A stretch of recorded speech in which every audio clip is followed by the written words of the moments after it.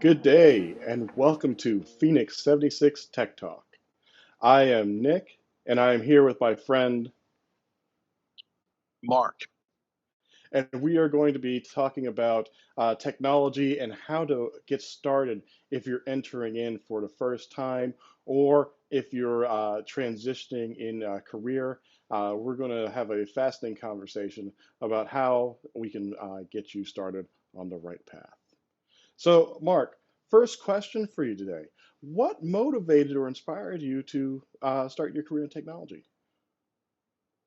Well, Nick, it was really by chance or accident. I started out as an architect major. I had a graphics design background coming up. Uh, was actually looking to become the future, skyscraper designer or home designer, which is hot out there in the field now. But had to make a transition to come back home. And the only school at the time available for me to attend was an IT school. And so I decided that I would take a dive into IT and really went in and it kind of led me on the pathway in the career that I'm on now. And I'm really grateful for it, but I still have a passion for the architect side, but the IT has been very fruitful to me over my career. That's an incredible journey.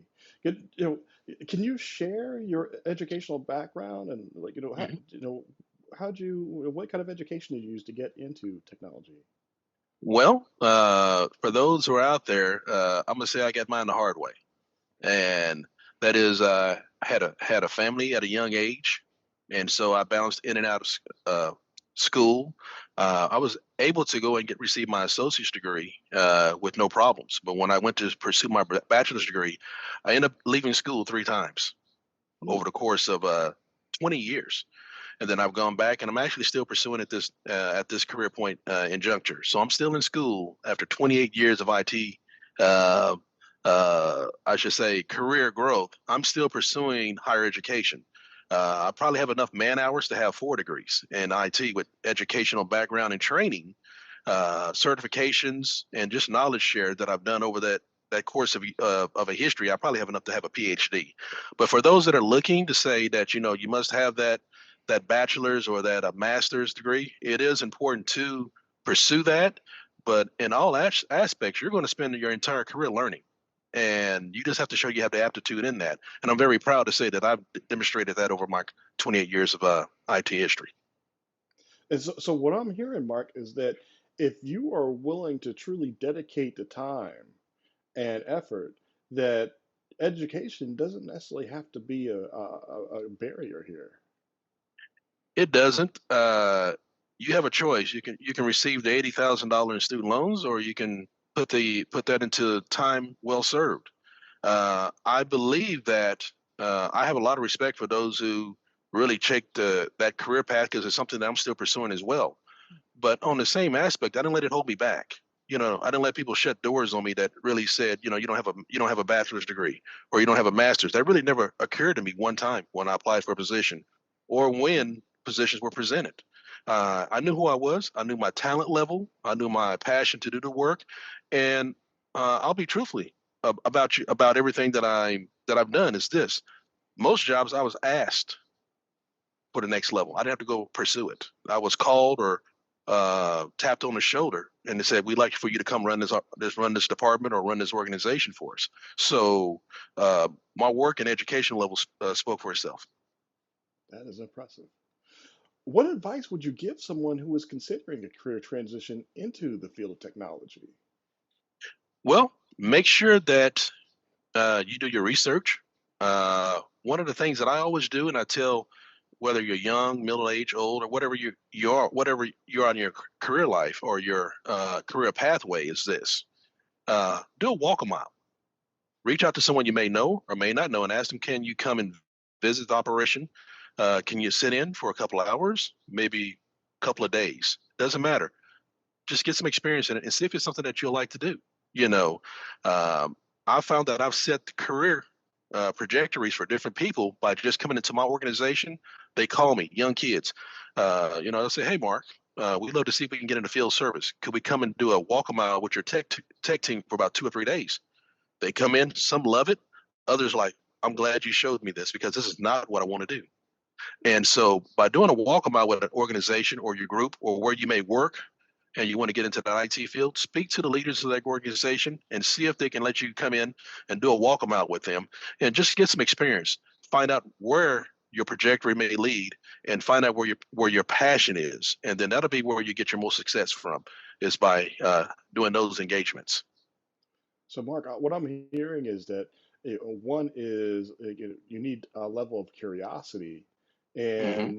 and that also that like networks and who you know are key to understanding what technology looks like and giving you those opportunities to grow. Is that correct? That is absolutely correct. You can't be silent in this field. Tech, IT technicians have a introvert personalities. Very few are extrovert. But when it comes to building those relationships, you really have to get out of the box and really stretch yourself to really meet people and really showcase your talents. And if you don't have the voice of communication, your skill set really has to shine. So someone can say, I can see that person doing this job. And either way, you do have to be dynamic in it. That means really you can't just sit back and say, I hope they see me. You really got to be, extroverted in that position where they can see your work level, or you can open your mouth and be communicative to where you can say, show a desire for that work level, and it'll take you a long way in your job, especially in pursuing your career pathway. Okay. So I know you said that like you usually get tapped on the shoulder to get Hmm. these new positions, but how did you approach your first technology job and conducting your search? Well, my very first one, I was a little nervous. It was my first time, and I was applying for a position that I really didn't know if I was qualified for, and went to the interview, and just happened to know that it was a friend who knew my who knew a relative of mine, and they were just excited to see me there interviewing for the position, and they saw the eagerness and a desire to want to do it, and they were like, "Hey, let's find a position for this guy." And so what ended up happening was this: I didn't get the position, but I did get an opportunity to work somewhere else in that department and learn. And so it was a great opportunity. But just being in the right place at the right time, and really bringing your A game, as they say, just to the table. Even if you don't meet the qualifications, they may say that's a talent we don't want to let go, and they'll still give you an opportunity to work in the organization. So just be ready. Okay, so all I'm hearing is that like don't get discouraged here, even if you All don't right. necessarily get what you originally intended. Correct. Because remember, they may say no, the no today will be the yes tomorrow. Hmm.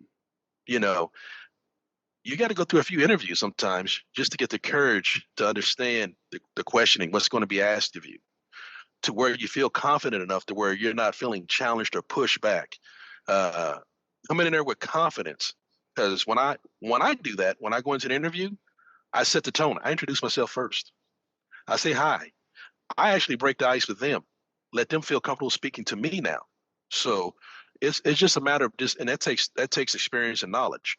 But don't get discouraged by it. Nervousness can be, seen two ways. And remember, you don't ever know who's going to be in the meeting, and it could be someone that can launch your career, or it can be somebody that can set you back. Just all about how you prepare for it. All right. Well, can you share with us any resources or which communities that might have been critical to, getting your start and enabling you on your career journey? Yeah, I mean, for me, it was my church home. Growing up as a youth, I went to church and being in Sunday school, youth, speaking, being around other kids, joking, being around parents, going to conferences, speaking, and having competitions with youth and young adults, and even as adults now, even today. So it helped build character. You got to speak in front of people so that when you got a chance to go outside of the church home, you didn't have a problem. When a teacher asked me to come to the front of the room, I had no problem with it.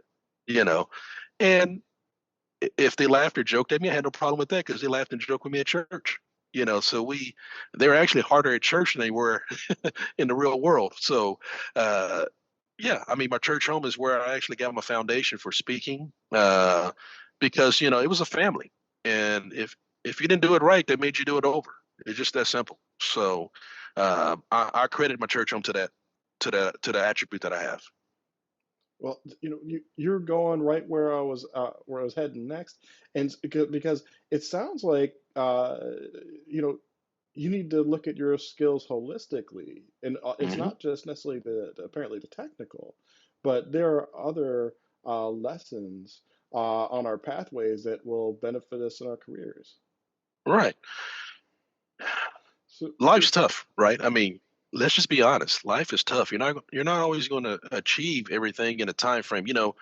Uh, Coming up, I was talking to a young uh, friend of mine who was saying, "Yeah, Mark, I went to school. I should be a supervisor in 2 years, a manager in 2 years from that. I should be director in six, and I should be senior vice president in 8 years." 5 years later, he's still a lead. He says, "I failed." I said, "Well, you set expectations that weren't real, and reality comes when you understand who you are, and then you can have career pathways." For me, I understood that I may not become director in this time frame, or I may not become a senior vice president in this time in this time span. But the deal is, along that journey, this needs to be a passion and love that I have, so that while I'm still pursuing it, I'm still growing at the same time. okay. Can you speak to some of those other soft skills that are essential to success in technology? Oh yeah, I mean, resiliency. You got to have tough skin. Not everything's going to go your way. You got to have tenacity. You got to be able to endure. You know, when it going gets tough. I've been through 10 or 15 layoffs. I've never been laid off in my career, but I've been through them, so I know how it feels. Uh, you've really got to have the compassion to understand that uh, really this is about you more than it is about them. How are you going to, at the end of the day, when it's all said and done, have you given it all? You know, when I think about some of my failures in life, really, it wasn't on the company so much. It was on me, because I kind of got a little lackadaisical. I kind of got timid about, or, just complacent with what I do. When my career wasn't going the way it was, that I thought it should have gone, I look back, and really over the last 2 or 3 years, I just became complacent with what I was doing. When I changed that trajectory, my outcome changed as well. So, really be true to self. Really uh, have a time to sit back and think about where you're at, where you're going, and are you on track? And if you do those things and you constantly give yourself a refill, I think you'll really have a better outcome at the end of the day. So given all these challenges, how do you stay motivated and continue learning in such a fast-paced and rapidly evolving industry like technology? I'm a techie. I love it. I love new gadgets. I love technology. When I see a new application, or I see new technology that's out there, and I'm like, wow, I want to know the ins out and outs of it. You know, I still have that passion and a desire to learn new things. I haven't lost that. I'm still like a kid in a candy store. And what intrigues me more is when I see somebody else that can do it. I Hmm. love to see talent. I love to see, when I see individuals younger than me, more successful than me, doing it, they let me know that I can do it as well. So I don't become jealous or envy. I just really want to, like, man, I really want to get to know that person. I really want to get to know that technology. So I really go in all hands on board with it, because I just have a love and a passion for it. I really love technology as it is. There's nothing special about it. I just love technology. Okay, so what are some common misconceptions about working in technology, and how would you address them? Oh, I think it's really from movies, and when I talk to family about tech, really everybody thinks a person in tech is the smartest person in the room. They think they're They all think they're billionaires or millionaires. They think they're all making good money. It's there's a lot of misconceptions about it. The tech field has expounded by so many leaps and bounds that there's genres of highs and lows, right? So of course that means the money is high and low. So there's that entry point and there's that upper point, and so there's just a misconception, I think, of that. They're the smartest person in the room, money, that all IT people are successful. So you have to fight over a lot of stereotypes to let them understand that you're going through a career choice as well, and you're growing. So they're just like I said, it's just common stereotypes that really affect all of us. Okay. So, last question for you, Mark. So, Hmm. what words of encouragement or advice can you offer as we part ways today to individuals who are considering their career in tech, but may feel a little hesitant? Well, to those who are a little hesitant, I'm over 50. I love it as though I was 20, and so it is a labor of love. If you're getting into the IT field, what I was doing 20 years ago, I'm not doing today. It will change and evolve, and you will have to evolve as well with it. But if you stay true to it, it can reward you quite well. My encouragement to you is this: be true to who you are, and be true to the work and the passion that you put into it. You have to be willing to grow, and you have to be willing to exercise your belief and your thoughts into what you're doing within IT. It has a lot of different genres and a lot of different pathways you can go down, but all of them can be intriguing. So always be true to self, and the rest will be fall in place. All right. Well, Mark, thank you for your time today, and thank you out there everybody who is watching. And this has been another edition of Phoenix 76 Tech Talk. Please join us again, and we'll see you then.